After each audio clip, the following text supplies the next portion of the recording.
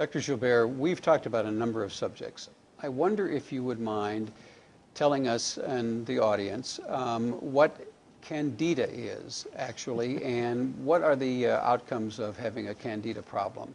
Well, Candida is very misunderstood because Candida, commonly known as Candida albicans, is a yeast that is health depleting. It is not like your nutritional yeast. It's a microorganism that depletes the immune system and causes a tremendous of other side effects, which I'll get into in a moment. But it's generally caused by three things. One, a high sugar diet. Two, a high diet of simple carbohydrates, so in other words, a lot of white bread and pastas and whatever, that converts to sugar. The pancreas doesn't know the difference and converts it to sugar. And then, of course, antibiotics. Antibiotics save lives.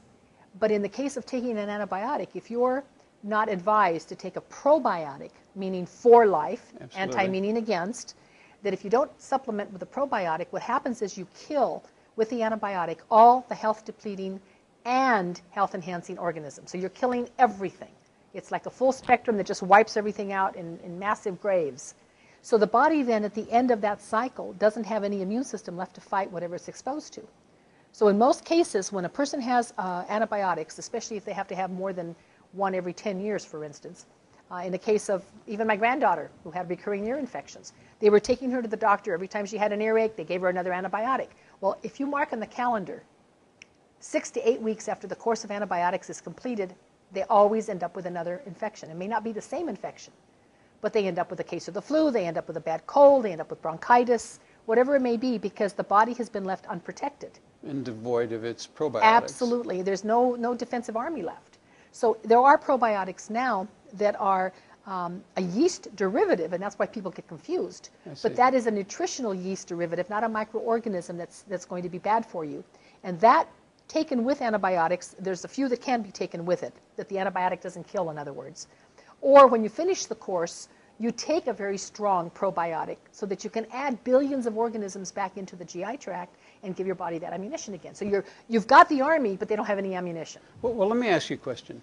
Our friends at Swanson Health, their call center gets tons of calls about yeast problems. I believe it. And so obviously it's very common.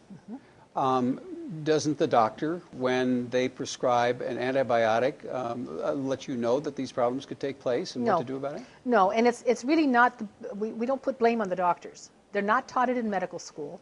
They don't have the time in our current healthcare system to be able to sit and explain all of this. However, when you talk about most of the Asian countries and a lot of the Eastern European countries, the doctors will give you a prescription for an antibiotic along with a prescription for a probiotic to take at the same time, because they're aware and they don't have the same confines with their healthcare delivery systems as we do.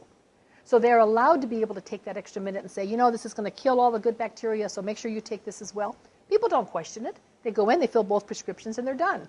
We're fortunate in the United States that we can get these probiotics without a prescription from a medical doctor. But you have to be educated as to the fact that it's necessary to take them. So if you cannot take one that is said to not be killed by the antibiotic, at the same time you're taking that, then you must take one. One that I use is about 60 billion organisms in one capsule.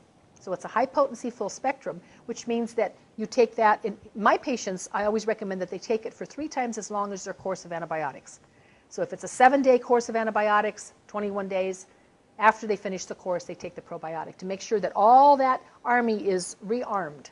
Your army's there, they just don't have any ammunition. Well, most of us really should be on a program of some sort that includes probiotics. Absolutely. And yogurt contains probiotics. Yes. People, the next question I bet that Swanson's gets asked the most is, well, can't I just eat some yogurt? No. Or some kefir? No, because the yogurt, a cup of yogurt, has the equivalent of 1 drop of probiotic. Can you imagine, compared to 30 to 60 billion organisms? So you wouldn't be able to consume that much. Well, that's very interesting. It's a real surprise to know that there's a problem that's that general, that can cause that much trouble, and really no one pays much attention to it until there's some symptoms of the depreciation that it's caused. Well, and that's brain fog, immune system disorders, lethargy, rashes, thrush.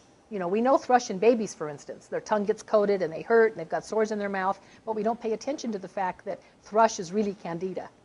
So in an adult, it's candida. In a child, it's thrush, especially if it's in the mouth. Well, again, it's an example of the fact that we all have to be the champions of our own health care and understand what's going on in our bodies. And we just suggest you learn as much as you can. And I thank you very much. You're very welcome.